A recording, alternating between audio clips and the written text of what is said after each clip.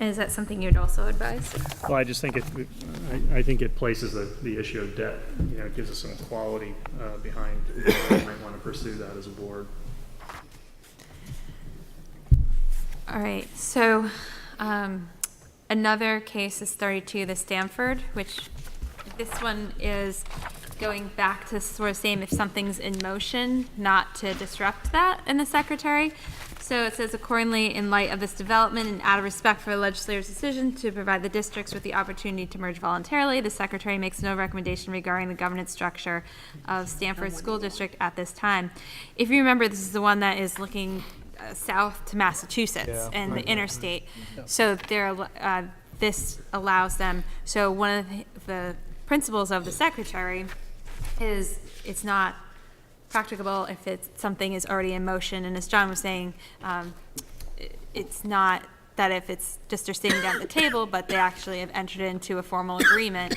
And so this is just another example of that. So I'm not sure if that is helpful in any other distinction. It's also an interstate district, which would not be allowed to be included in the state plan.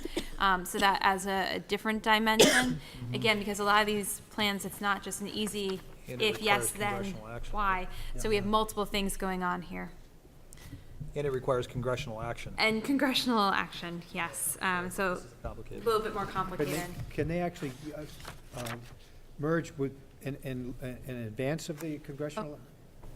Use the microphone, sorry. So can they what? Can they merge and operate together with, before the Congress? No, No. it's yeah. No, and I think that's what makes this one so unique, is that every other possible scenario out there is all doable within sort of the timeframes that were listed. But these guys, with something involving an interstate district, it's contingent on federal action, which the state has no control over and they have no control over. Yeah, I'd just add on to the parallels to Athens Grafton again, that it's all districts are required to have a conversation with a neighbor under the law. So it's not like we should assess that. I mean, they're required to do that. That's a condition of the law. But Athens and Grafton entered into a formal agreement. So you have something more than just an informal conversation with their neighbors. They have a formal agreement to jointly operate a school district. Stanford has a formal process underway to investigate interstate compact. It's a different criteria than just a process. Versus a conversation outside the post office between the two chairs. And money has been appropriated as well, I think, by the Massachusetts legislature. Yeah. Okay, the next one actually is also number 33, the Waits River Valley. And this actually came up when we were looking at our plan and looking at the Echo Valley, and that was being created. So I'll just skip forward to the page 184, where it says, accordingly, because the Secretary believes it's not practical to require merger at this time, the Secretary does not propose that the State Board request either Echo Valley Community School District or the First Branch Unified School District to accept Waits River Valley. And this is the one, if you remember, it's quite complicated because the Waits River sends their students towards Bradford, and then the other schools are sending more towards Montpelier. So they're sort of in that middle section in between Bradford region and Montpelier, and it's kind of which way do they send their kids. And so in here, they're contiguous. That's the other thing. They are connected, and they are the like districts, but students don't go to the same schools. And so that's where the Secretary made a decision that then you should not merge them, that it would not be practicable. So this is a one that is actually quite complicated when you're looking at the K-8 and what would be the best for this school. Donna? Just one other point with that is that the districts with which Waits River shares a structure are exempt. So it's another one of those situations where the state board would not be able to require merger, but could if they chose to ask, for example, the Orange and Washington's merger. I don't know if you remember, they're now Echo Valley, to accept them, but Echo Valley is itself exempt, so you can't require a merger in this instance. And that was something, as we were taking plans and looking for a vote, we had asked, where is Waits River? And kind of got a response. We reached out to them, but they didn't want to participate. So they are now sort of by our own action with nowhere to go. So, I mean, So when you look at the map, their like systems have already been merged that are contiguous. And so, again, that's, does that play into any sort of principle we want to add to the list? Because it's not possible, because the people around them are exempt. And is it practical to ask people that are exempt to take them in? Or is that something that will naturally occur, and does that happen by changing SUs? So that was another thing that was brought up in here is what SU should Waits River be placed in to potentially set up conversations to happen? So is there any sort of principles to be gained from this case study? Well, Yeah. I think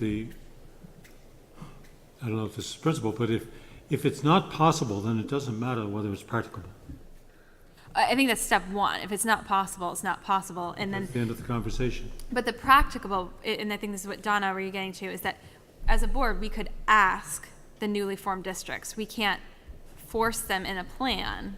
There can't be any sort of, so we could reach out and say, we think you should enter in conversations, but that can't be part of the state plan.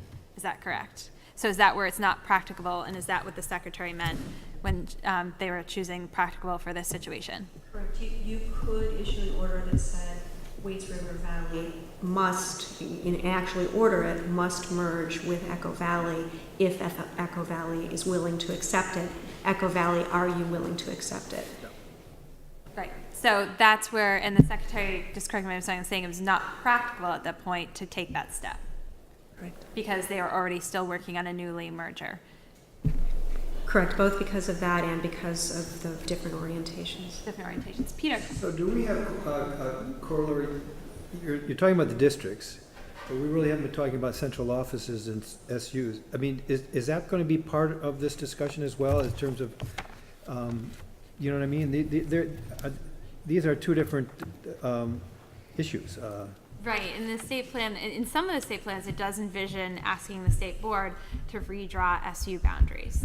And so the secretary's proposal, and you can correct me, Dan, is saying that we should make proposals but not have them take effect for another year or two. Is that the way it was written? I'm trying to remember with the secretary's plan. But I'm thinking for our course of action, it might be more useful to start with district merger, and then, after we finish that phase, then go back and revisit SU boundaries. so once you know. Not now, or in the same process? In the same process, Yeah, but like that's- step one that's would fine. be to I mean, decide. what I see is this Yeah. big map, and we're Microphone. moving these Right. parts around, then we're looking Like at, in this okay, case, how's it gonna work? Microphone. Step one would be to figure out, is it practicable or possible to merge Waits River? If not, then set it aside for a minute, and then when we're done doing that initial sorting, come back and then redraw SU boundaries to include districts.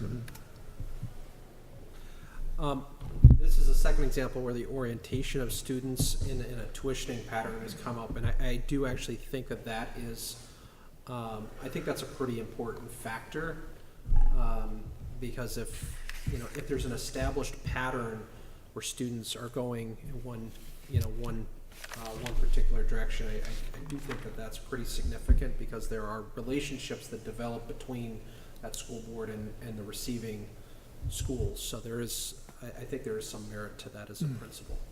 Krista, I don't Yeah. disagree with Oliver's point, but getting back to the earlier one, as far as this example where there is one school that we could order into a new district if the new district was willing to accept them, but we don't want to do that because that district is in the process of a merger itself. This is the one where they've already figured it out once, so I'm not sure. Well, this one in particular, so I think you're thinking of that Elmore Morrisville, which they, I believe, are in their second or third year.